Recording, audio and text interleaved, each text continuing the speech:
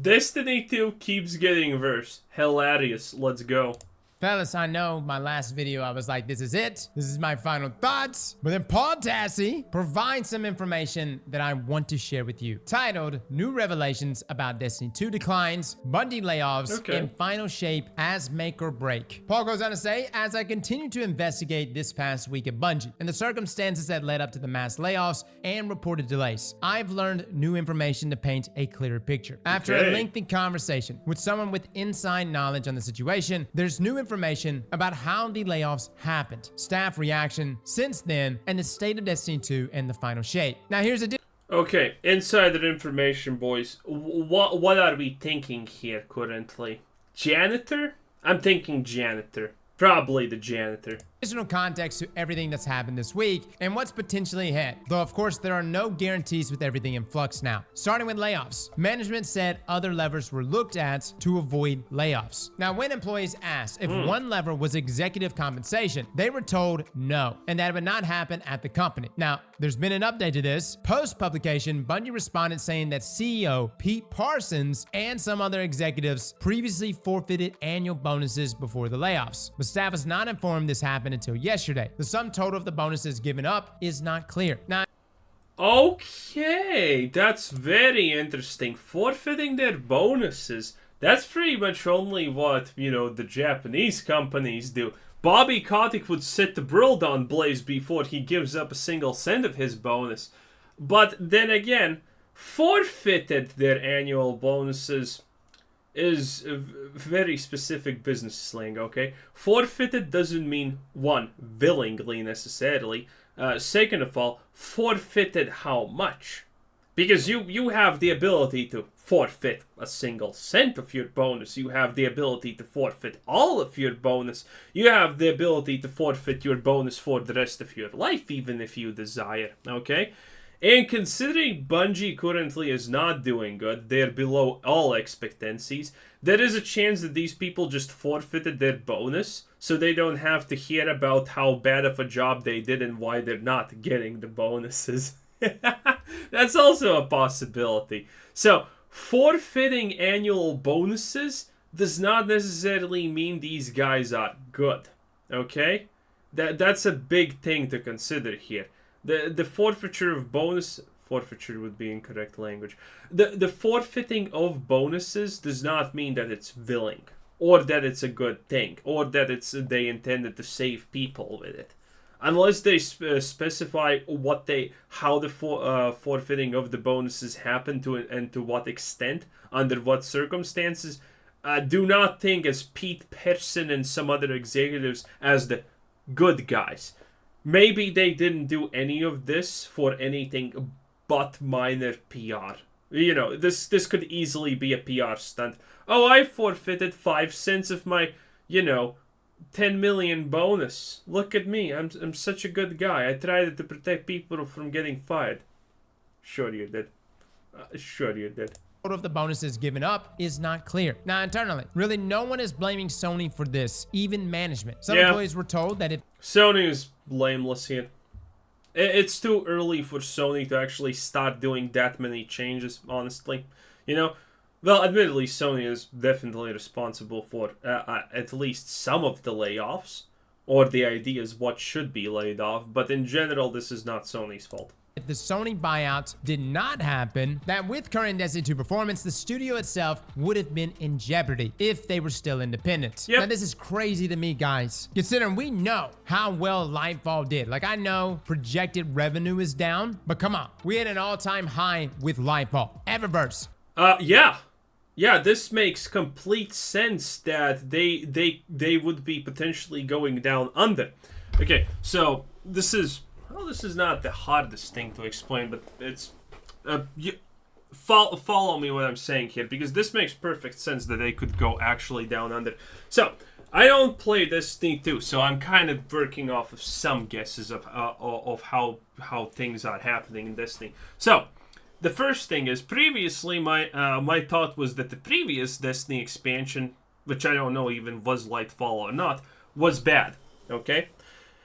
And, well, these things are calculated on previous metrics, a lot of them. So a 45% drop in revenue could be medium bad, kind of bad, or super bad depending on the calculations done. And a lot of that depends on the previous expansion. So, when we're talking about a situation where the last expansion wasn't good, you're not going to push your estimated revenue too high. Now, granted, being a publicly traded company, okay, under Sony, well, have they actually dissolved? No, they haven't dissolved Bungie, so the stock price still matters, right? So, in a situation like this, right? Well, it depends actually on will they absorb Bungie and dissolve it as they probably won't, right? It's a household name at this point to a certain degree. So, considering it's a publicly traded company, they're never going to post their revenue expectancies below what they previously had. Unless it's going super bad multiple quarters or even fiscal years in a row at this point. Unless that happens, they are never going to project below the previous one. Because the moment you start projecting your estimated revenues below what the previous quarter even, well, that's a good way to get yourself fired as the CEO because you can't lead the company properly. That's a good way to be replaced as the top executives in a company. The fastest way, in fact. So, they're never going to project their estimated revenue below what was previously. But depending on the quality of the last expansion, for example, if Lightfall was super trash, they are going to put in less resources into the next expansion because they need to be careful and they're not on an uptick. You know, the hype is down and their expectancy should be lowered, so they're going to put in less resources in general in the production of Lightfall in general, right? And if that happens and your estimated revenue is minus 45%, well, in that case, it's less bad because you have put more or less resources in. And you're still in a salvageable situation. But if Lightfall was the last expansion, everyone was like, oh my god, this is so good, I want to play Destiny more, new expansion, new expansion, new expansion, and people played for an extended period of time, then that means that they are going to put in more resources into the expansion because they're on an uptick and they want to make better and better and better, obviously. Companies spend more and more money for these type of things, right? What happens is, well, they're off of a high, and then their expected revenue is obviously also going to be higher than they would have put previously if the expansion was bad and they were working from a downwards trend. So now the last expansion is good. They have put in more money in development of this expansion, and they are hitting even a higher amount of the estimated revenue. That is way worse. That is way worse for a company. And that is potentially dangerous depending on how much money they had put in. And, well, from everything that I know from Bungie and how Destiny 2 is going, they probably don't have, well, they have less and less money to work with in general. So, a huge thing that they put in a lot of resources into, and it flops, and people don't play it, they don't buy the microtransactions, is potentially ruining. Okay? So yes, this makes perfect sense. I hope you could follow because that was the easiest I could explain that. It's still churning dollars. The fact that the studio would have been in trouble had it remained an independent studio blows my mind. And let me just say, I am a bit biased here because I wish Bungie was still solo, but that's a topic for another video. Now, continuing on, it cannot be fully confirmed among every employee, but at least to some, Destiny 2 director Joe Blackburn is not really considered to be one of the corporate culprits here for how things went down. Again, we talked about this in yesterday's video. I pretty much said that the executives, quote unquote, upper management, are folks we have never heard of. Now, the expensive new building was a separate project that likely would not have saved jobs given the context of when that was drafted and when work started. Similarly, the 1.2... yeah. I don't know what building he's even talking about, but in general, this is true. Because if you have the money, well, they obviously took a loan, if you're gonna take out a loan, they would have done it for something else if it wasn't an expensive new building. No idea again about any of this, but this is just a general truth, you know? Hey, if you're trying to expand, well, you're gonna expand and use that money up no matter what. It doesn't matter if it's on a building, or whatever. You're just gonna find something else. $2 billion in employee retention from Sony was spent long ago, often on buying out employees' Bungie shares, which then went to Sony. There's nothing left in that pot to avoid layoffs, which wasn't what it was meant for this late in the transition. Guys, this... I have no idea, honestly, what even employee retention, what this 1.2 million is really about. Employee retention? Wait, actually, let me look it up. Is it even a real term? Employee retention.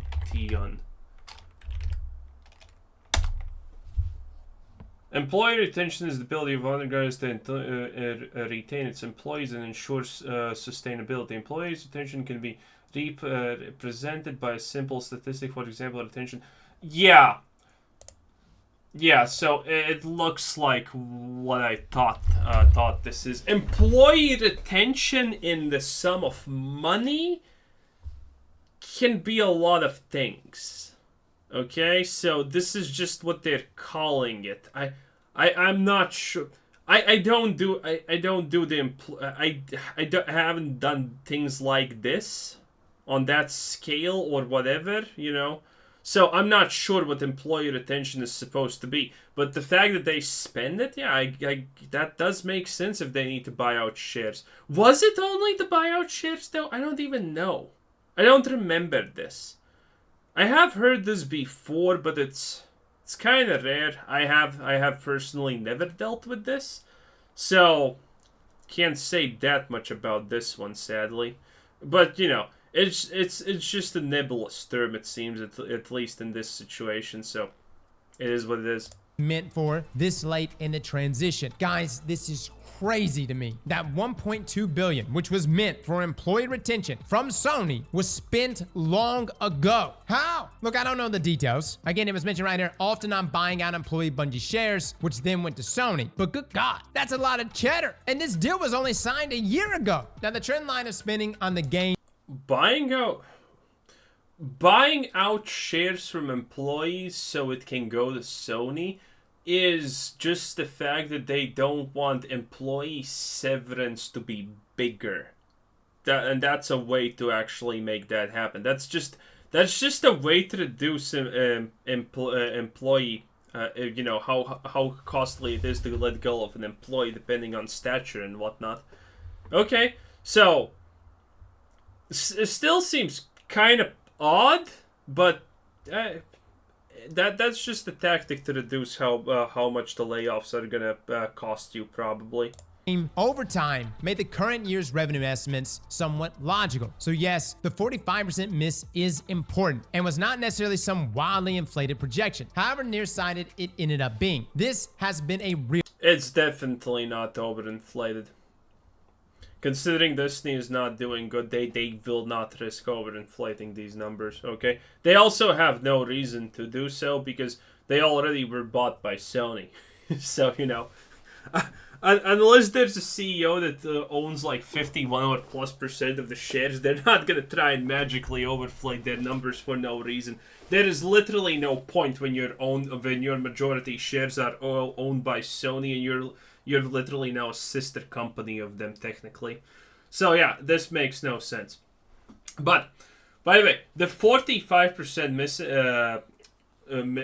in revenue is actually big. I didn't talk about it the last time, but let me explain what 45% miss in revenue actually means.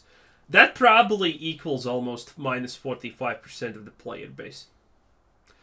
It depends on what kind of business that we are talking about. In some situations, minus 45% revenue doesn't mean that, you know, everything on board is doing bad.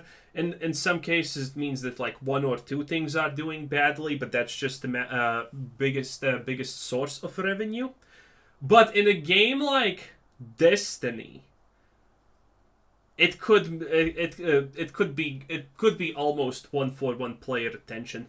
Okay, and that could be. I think it's gonna be roughly 40. Not 40, but 25% players have left to 45, or maybe even 50% of players. But I don't play Destiny, so I need your help to figure this out. There's no way to veil in Destiny, right? Destiny 2 is not a situation where, like 1% of the player base veils for, hundreds of thousands every month or year. Well, every month, let's just say. Hundreds for thousands, and they create 90% of the revenue per month, right? We're not in that type of situation. And considering, I'm not going to explain why, but Destiny 2 and games in general are a situation where if a revenue percent is missed, chances are that on average it is baseline on everything.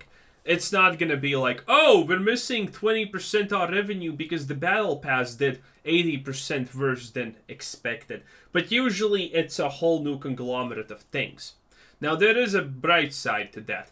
Because I'm assuming that the revenue for each player in Destiny is relatively easily calculated. Like, you buy the game, you buy the expansions, then you buy the Battle Pass, and then you buy a couple of skins.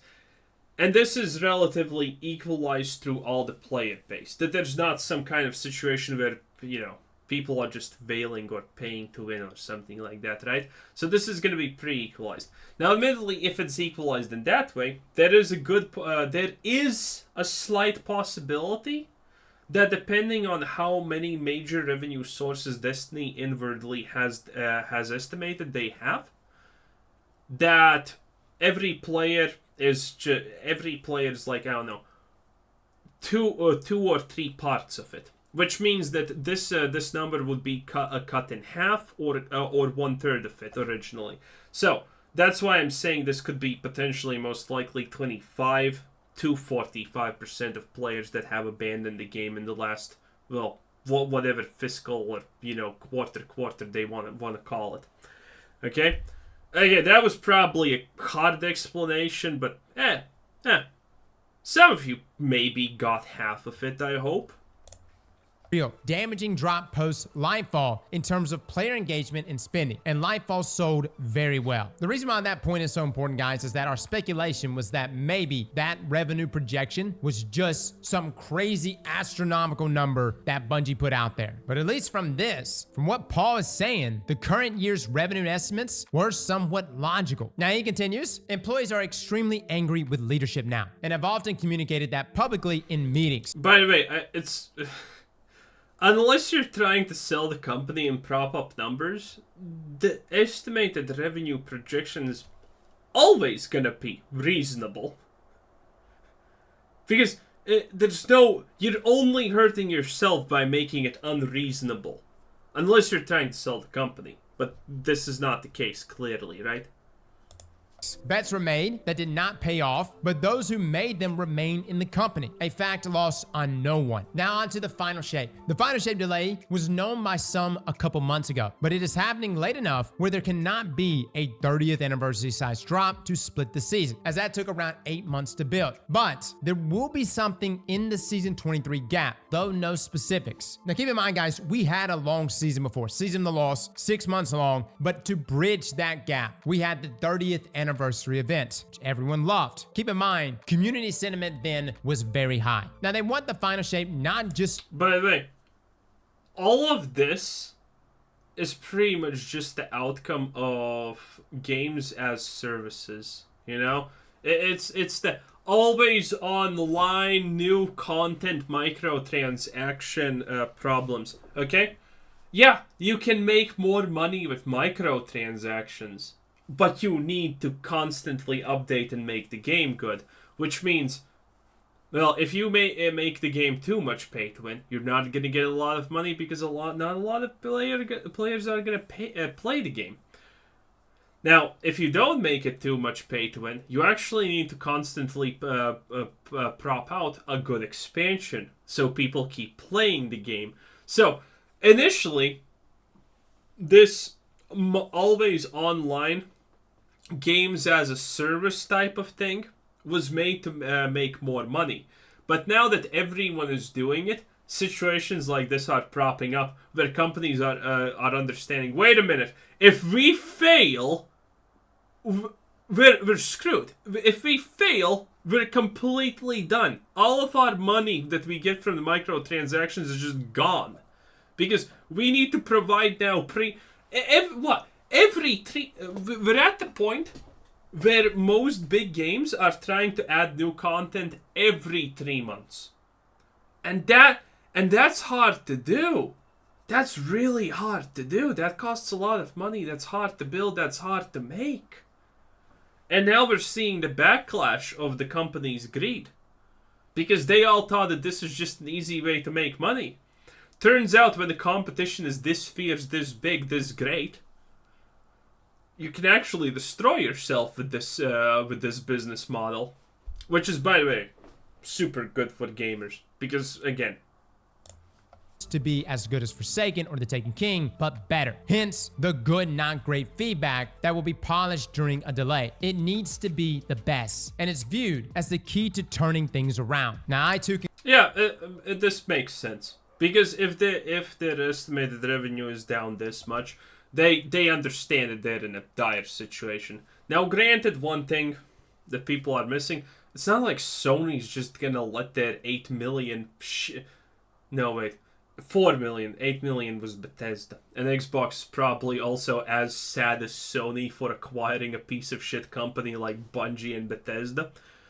It's not like Sony's just gonna let Bungie just go to the wind and say, well, YOLO 420. 4 billion well spent, as they say. No, that's obviously not happening.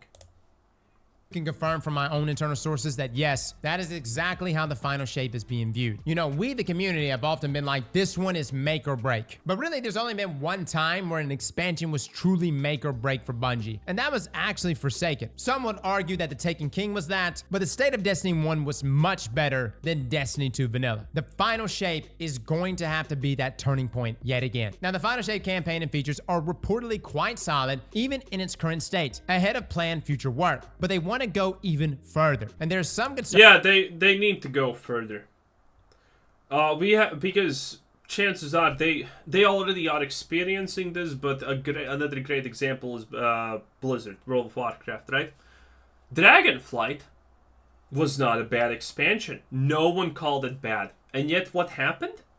People didn't come back because after what, 5, 6 shit tier expansions that most of the player base hated? Do you think having an expansion that people are gonna call, well, it's not shit, is gonna save it? No. You need to make it amazing. That's the point. And so, honestly, all of this is tracking perfectly in my mind with these speculations that we are hearing. This is tracking perfectly. Concern about crunch to make that happen, even with a delay. Now, Destiny overall, part of the new PvP strike team was impacted by layoffs, but significant progress has been made on the map pack already, and it should not be canceled. Now, there was an update here. Paul heard that player security teams were hit heavily as well. Guys, I did some extra digging on this, and my source also confirmed that the security team was heavily hit, as in like the equivalent of being wiped out. Guys, that's bad. Wait, did he say security team? Like the equivalent of being wiped out, guys. That the security team was heavily hit, as in like the equivalent of being wiped out. Guys, that's bad. That's terrible. Cheaters are a problem in Destiny, and they're pretty much a problem in every game. But things in Destiny... Yeah, but as much as I understand from your own videos that the cheater problem is kind of not being fixed ever, so yeah, fire them. Sure, why not? If they can't fix the problem for this long of a time, it's like, why even fucking have them? at one time were so bad, you couldn't play hardly a single Trials game without running into a cheater. My concern with this is with no security team being present, that cheaters are gonna be everywhere now. Now, no significant changes have been announced to staff for the longer term future of Destiny 2 plans because of these layoffs and the delay yet. No known plans to reduce support for D2 below old, already planned levels, no new info about the long term or something like Destiny 3, which I did not get the sense was really on the radar. Now, InGame LFG has been tremendously difficult from a tech perspective and reportedly was announced to the community before the devs themselves. It is far more complicated than players will understand, even if it seems like it's an obvious thing the game should have. It'll launch, but it's been a tough road. Dude, I honestly felt like InGame LFG was just too ambitious. And I know some of you are like, but Cross, it needed to happen. Personally, I think Bungie should just open up matchmaking and just let things fly. You're either gonna get good people or you're not. And I know so many of you right now are probably typing, Cross, that would be a terrible idea. Have you not seen Legend Haunted Lost Sectors? Look, I'm not saying it's perfect. You know, out of every raid squad that you may matchmake with, potentially only one of those people might be good, might be great, might be someone you may raid with in the future. Therefore, you hit the add button. I remember way back in the day, I didn't have anyone to do nightfalls with back in D1, except this one guy named Zelik. Now, Zelik and I clicked because we both wanted loot, but not at the cost of being dickheads to each other. I was like, hey man, I got Soros Regime, what do you got? And he was like, I got Icebreaker, and into the nightfall we went. Neither of us having a Galahorn, which was all right, because we were both chill gamers just trying to get some loot. And no lie, it was a very fun time. But right here, that part about InGame LFG being announced to the community before the devs themselves, I'm still trying to wrap my head around the timeline for that. And like, what was the pitch there? Did an executive just come in and say, hey, community, the year of Lightfall, you're getting InGame LFG without even consulting the developers what that scope actually would be? If that's the case, that's terrible, because that's literally putting your employees in a very bad bind. That doesn't make sense, because that's just not how company hierarchies work in the first place. That would make zero sense. This sounds like a blatant lie, honestly, in my opinion. You created, whoever they may be, I'm not sure. Now, there have been many meetings about micro... There is a chance that this source is coming from someone who's like, you know, not even a department head, obviously, but someone low on the totem pole in the department. And yeah, they probably didn't know about it. Makes sense. But their head did. Their head probably did. And maybe their head did a bad estimate of how much that will take, or how hard it is, or whatever. So yeah, it's either a complete lie, or that source is like a super low standing employee who is almost the equivalent of a janitor. And by the way, I'm not even putting shade on janitors. You know who usually are the people who know most about what's happening in companies? People who smoke, go outside, and are not janitors, but in particular, but sometimes even janitors. Usually, a company outsources the janitorial work, okay? Because everyone wants to be cool and big and shit, even though that's a waste of money actually in a company, okay? But you know, all the people who go outside and smoke and are like, you know, medium, lowish, maybe slightly above medium people in their certain departments, they talk about stuff. They know what's happening in their department. They know what's happening in other departments. So, you know, those are the people you actually want to get information from if you're working in a company. Transactions, where many devs wanted to reduce them, but they were always given the reply that they are necessary given how expensive Destiny is to operate. And complaints about new ones don't always reflect reality. Event cards may seem lame, but they sell well, for instance. Or you'd be surprised how many people are still buying the oldest expansions that we always say should be free by now. You know, that's crazy to me that event cards do sell well, and I shouldn't be surprised. To me, they're terrible deals, but I've seen firsthand folks well out in this game. But the fact that the developers were actually bringing these microtransaction woes. And we made a video on this earlier this year. This tells me the devs themselves, they know, they understand. And again, they play Destiny 2, so it's not like they don't get this. They literally see it when they play the game. And it's so difficult to onboard new players. I know right here that buying those old expansions, people are still buying them, but I have to wonder if you had an ability to onboard new players, to get them up to parity, to show them old expansions without them having to dish out dollars, wouldn't that actually net you better player retention? Wouldn't that possibly give Arguably, no. That's the thing. Arguably, no. you future transactions in game? I have to wonder how much of these analytics are just giving you the win in the short term versus the long term. And then the question is, how many of these executives slash upper management is really thinking long term? Now, the ultimate goal is very much for Bungie to be a I mean, the answer to that is quite ridiculously simple, honestly. If someone tries Destiny because it has a fair enough new player experience and, you know, unlocks, and they like it, they're gonna buy the old expansions and shit. It's just how it is, you know? If you like something, you're gonna spend money on it. It's just basic human nature. Would you get more people through the door if everything was free? Yeah, for sure. But, you know, that... Does Destiny really need 5 times more players? No, not really. Not really at all. IP studio with multiple games and revenue streams. But even if Marathon is a success, there are likely not plans for some huge mass migration from the Destiny team to the Marathon team, abandoning the franchise. We talked about this here recently. My source also confirmed that Bungie really wants things to remain within their own wheelhouse. Yeah. Now, I'm not calling that a blatant lie, but everyone should understand that if Marathon succeeds and is way better than expected, that they're gonna do it, though. They have no plans because they don't think Marathon is gonna be just blatantly better and bigger than Destiny. But if it is, they're definitely putting resources into Marathon. They're a business, okay? I don't know in which world does not doing that make sense.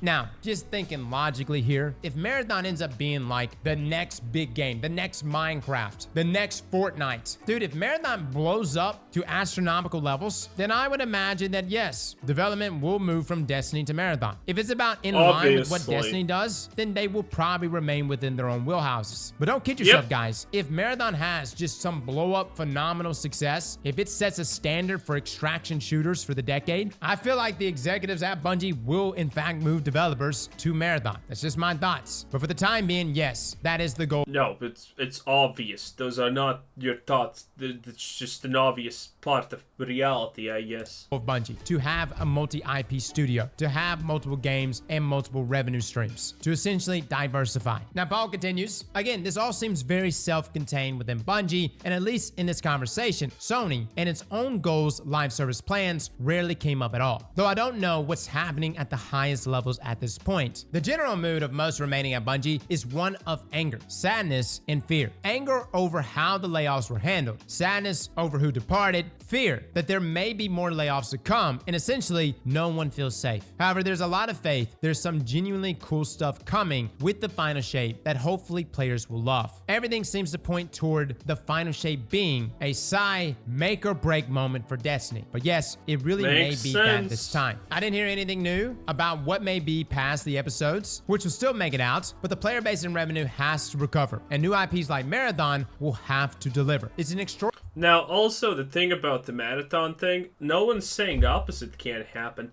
If Marathon is not finished and the Destiny thing is the most important part here, they could skim some developers off of Marathon and put them on Destiny to make sure that stuff is finished. The opposite can easily happen. Ordinarily tough. But how likely is that? That's on the low side. But, you know, if needed, they will definitely do it.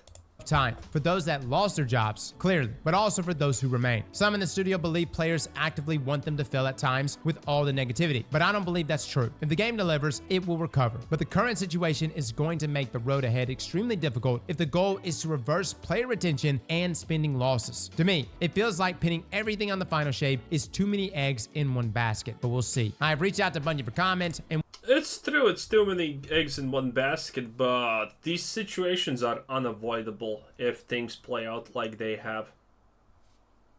we'll update if I hear back. All right, guys, that is that article from Paul. Paul, again, thank you so much for that. I hope this gives us a little more insight about what's happening. Again, we're still waiting for Bungie themselves to come out and give us an idea of what's to come. That'll be after next season. I'm also curious to know, like, what kind of mid-season event is supposed to take place. Bungie, I would definitely recommend that be a free event. Don't charge. I know you may be hurting for revenue, but we are now in the stage where garnering the trust of the community is paramount. I'm still mind blown that $1.2 billion has already been chewed through. And the other question I have is how much of that is just... The trust from the community at this point is not paramount at all, actually. Because chances are, the only people left playing this game at this point are hardcore fans. Dedicated hardcore people who could probably get banned for no reason, and half of them would choose to just start over again. They're gonna bitch, but they would bitch about it, but they would just start over again. That's the situation. They do not need the blessings of the current fan base. It's already innately there. Bungie being so ambitious. Again, Paul said right here that Bungie wants to be a multi-IP studio. And we talked about it the other day that the goal Bungie had was to have 4 games going at once. Dude, that is a huge undertaking. I feel like Destiny on its own accord, in its own wheelhouse, is probably... I don't know, Blizzard has 4 or more games even currently going for them. Granted, they're failing like hell, but you know, 4 or more games. Extremely profitable. But when you tack on everything else, when it is currently Bungie's only cash cow, that would be tough for any game, even the most successful games out there, to accomplish. Let me know in the comments below what you think of this article, guys. We also did a video and podcast with SkillUp, Dado, and Bife. If you want to check that out, we'll have that channel down below. Fellas and ladies, thank you all for coming and watching, and as always, slap that like. Okay, interesting video.